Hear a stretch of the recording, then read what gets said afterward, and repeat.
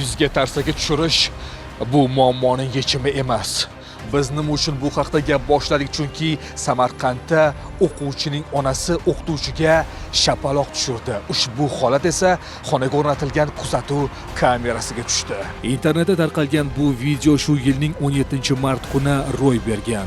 Videodagi o'quvchining onasi o'qituvchiga "Sen farzandimni haqorat qilibsan" degan sabab bilan uni yuziga tarsaki tushirgan. Jabrlangan o'qituvchi musiqa va chizmachilik fani o'qituvchisi bo'lgan.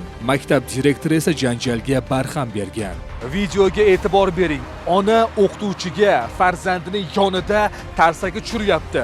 Ushbu holat o'quvchi bolakayning tarbiyasiga salbiy ta'sir ko'rsatmaydi deb ayta olamizmi?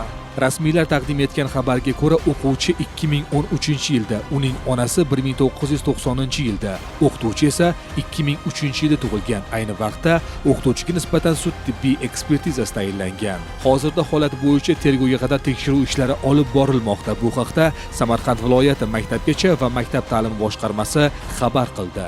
Albatta, har bir ona farzandiga nisbatan qilingan qo'pol munosabatni ko'tara olmaydi, lekin bu qo'l ko'tarib kuch ishlatish kerak degani emas. Barchasiga bahoni qonun beradi.